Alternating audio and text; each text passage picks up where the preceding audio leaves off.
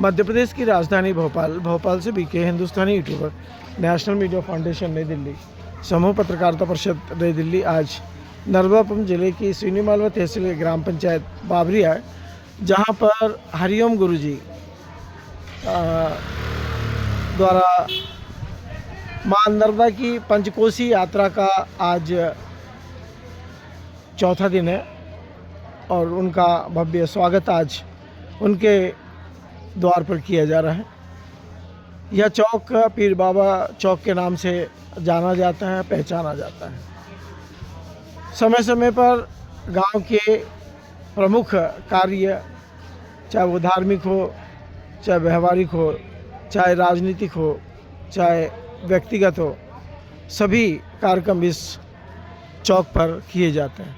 ऐसा बताते हैं कि यदुवंशी समाज के जो बुजुर्ग थे, प्रथम पीढ़ी के, यहाँ पर वो समाज को लेकर बैठकें करते थे और सामाजिक लोगों के फैसले किया करते थे, ऐसा बुजुर्ग लोग बताते हैं।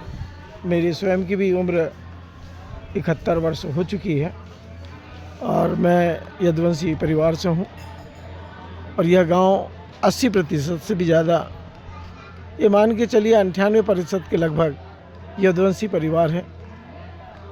राष्ट्रीय स्तर में यादव समाज और क्षेत्रीय के रूप में यदुवंशी।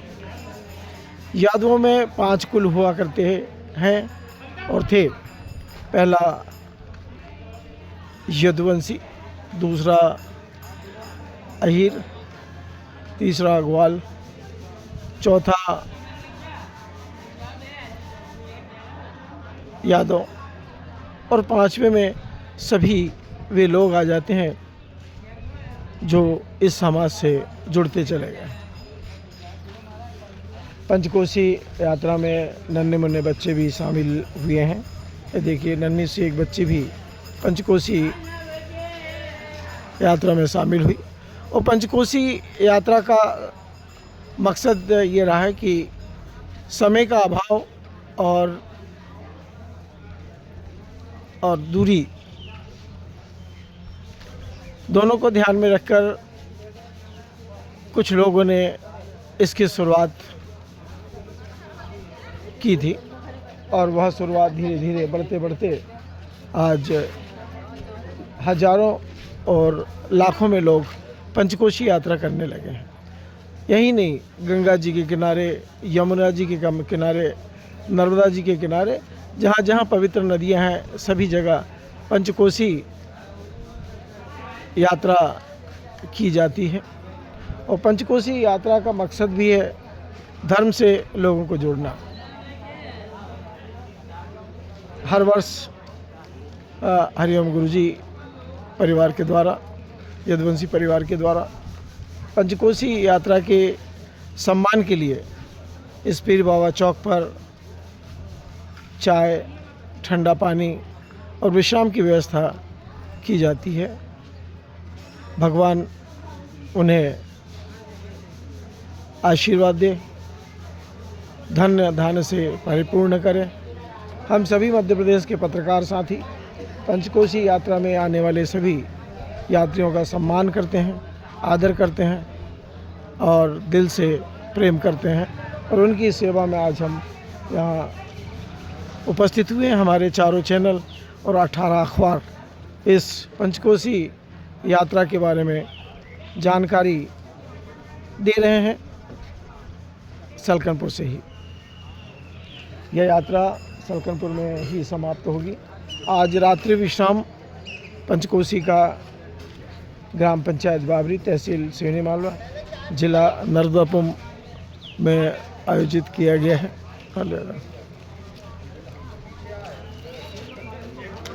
देखिए, बुजुर्ग से बुजुर्ग, नन्हे मुन्ने सभी इस पंचकोशी यात्रा में अपना योगदान दे रहे हैं। मां नर्मदा के प्रति प्रेम और सम्मान इतना है लोगों में। हरिओम गुरुजी, भूतपूर्व और भी गांव के वरिष्ठ इस पंचकोशी यात्रा में अपना योगदान दे रहा है।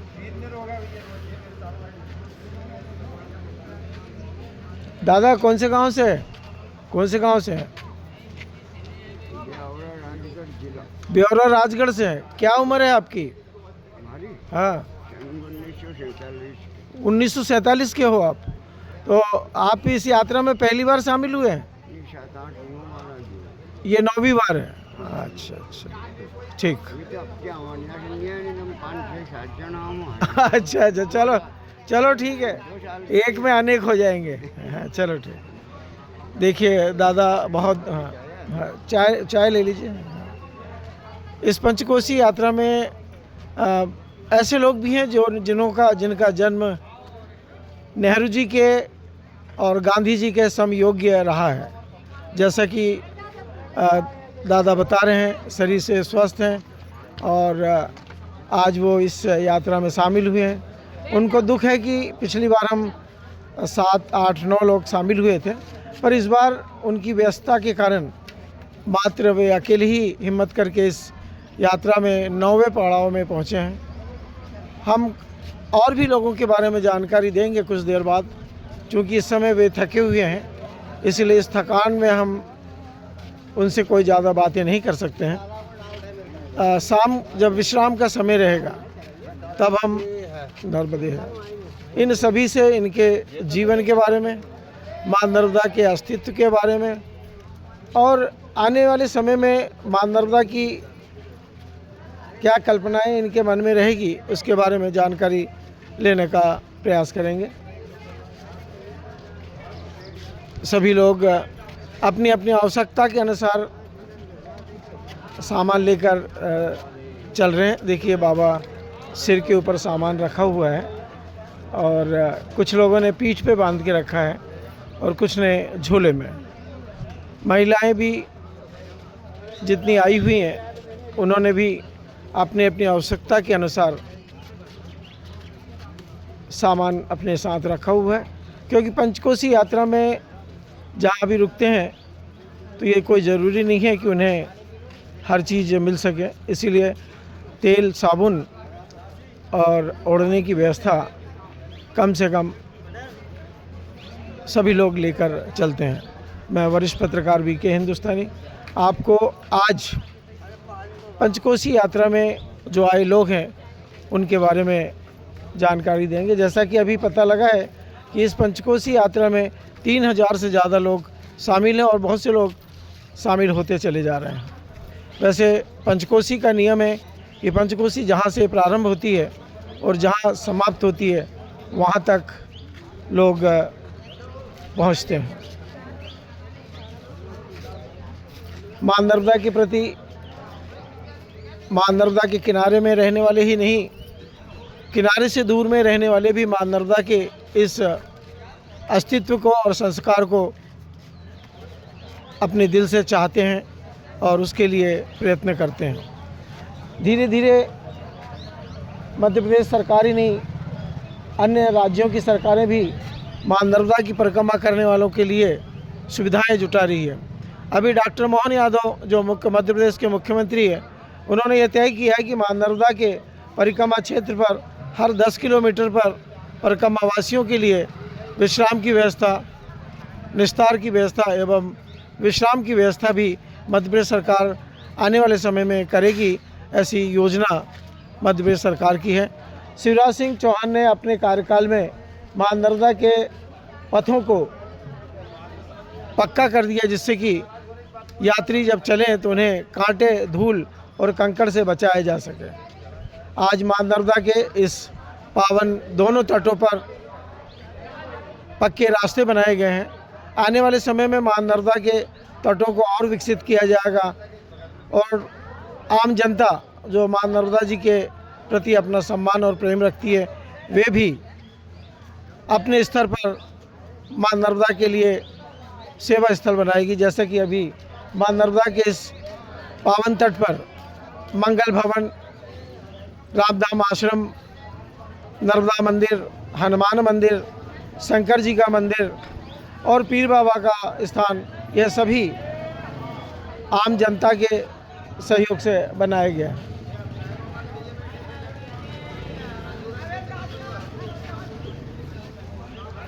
लोगों में जागरूकता और उमस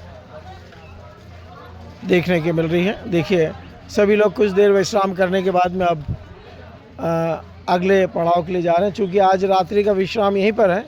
जितने यात्री भी इस पंचकोसी में चल रहे हैं वे अभी शाम को का स्नान लेने के बाद शाम की आरती पूजा करेंगे और रात्रि का भोजन प्रसादी लेने के बाद में कल सुबह स्नान पूजन करने के बाद में आगे के लिए प्रस्थान करेंगे। इन्हीं उम्मीदों के साथ में और सभी के आशीर्वाद के रूप में हम सभी पत्रकार लोग उन्हें नमन करते हैं और सभी का आशीर्वाद प्राप्त करते हैं और उम्मीद करते हैं कि मां नर्मदा के इस पंचकोसी में हर वर्ष ज़्यादा से ज़्यादा लोग शामिल होंगे और मां नर्मदा के इस पावन तट को पवित्र करेंगे। इन्हीं शब्दों के साथ में मैं वरिष्ठ पत्रकार BK हिंदुस्तान। गुरुजी टाइम देंगे कि 2 मिनट का? आइए आइए गुरुजी। नहीं 2 मिनट बाहर आइए। मां नर्मदा के इस पावन तट पर हर वर्ष हरिओम गुरुजी द्वारा यात्रियों का भव्य स्वागत किया जाता है। चाय से, पानी से और भी कई सेवाएं उनके मन में है जो समय समय पे वो करते रहते हैं। आज हम मां नर्मदा के इस पावन जो पंचकोसी यात्रा के बारे में गुरुजी से 2 शब्द पूछना भी चाहेंगे और समझना भी चाहेंगे। गुरुदेव जी, आपका शुभ नाम? हरिओम सिंह यदुवंशी। पिताजी क्या आपका? श्री मांगीलाल जी यदुवंशी। आपका जन्म कहाँ हो गुरुदेव? बाबरी। ये जहाँ पे आपका निवास है और यहाँ पे आप काफ़ी वर्षों से यात्रियों की सेवाएं करते हैं, तो मां नर्मदा के बारे में ये पंचकोसी क्यों चालू की गई और इसका क्या महत्व है, इसके बारे में बताइए। ये पंचकोसी पंडित रामेंद्र जी चोरे भारती जी द्वारा पंचकोसी आयोजित की गई है। हाँ। पंचकोसी पूर्ण परिक्रमा ना होकर जो लोग पूर्ण परिक्रमा नहीं कर सकते मां नर्मदा की, हाँ। उनके लिए पंचकोसी यात्रा है। हाँ। जो जगह जगह मां नर्मदा के तट से निकलती हैं हाँ। और 5 दिन के लिए आयोजित होती हैं। हाँ। और लगभग ये कहा जाता है 5 कोस की पंचकोसी यात्रा, हाँ। जिसमें 5 दिन भी होते हैं और 5 कोस होते हैं। हाँ। और इसका समापन एक निश्चित तिथि से प्रारंभ होकर एक निश्चित तिथि पर समापन होता है। ये पंचकोसी यात्रा, इसमें हजारों लोग शामिल होते हैं।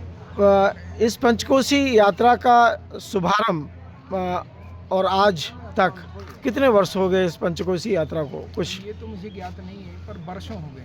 शायद अपने हैं ही 10-15 सालों से तो पंचकोसी यात्रा चल रही है। 35 साल। एक निर्धारित प्रारंभ की तारीख का ये तो ये बता पाएंगे पंचकोसी। चलिए वो हम गूगल से निकाल लेंगे। देखिए बाबा आए हैं, इन्होंने जो सन बताया है, ये बताइए। जो सन आपने बताया है कि आपका जन्म 1947 में हुआ था। हाँ। और मेरा 55 में हुआ। तो आप किसानी करते हैं? क्या करते हैं आप? क्या करते हैं?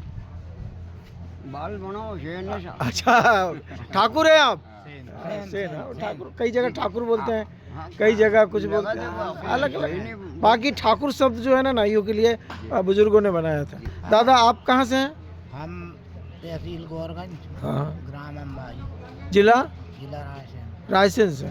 अभी रायसेन नहीं, कौन सी जगह फटांग का कांड हुआ ना, बम फैक्ट्री में आग लगी। चलिए वो साइड का नहीं, नहीं देवास का है साथ। आपका क्या नाम भाई साहब? मचलगिरी। हैं? मचलगिरी। पिताजी का नाम? कल्लूगिरी। अच्छा, कहाँ, कौन से गांव से आप? तरावली। पंचायत क्या लगती है? तरावली। जिला? रायसेन। रायसेन।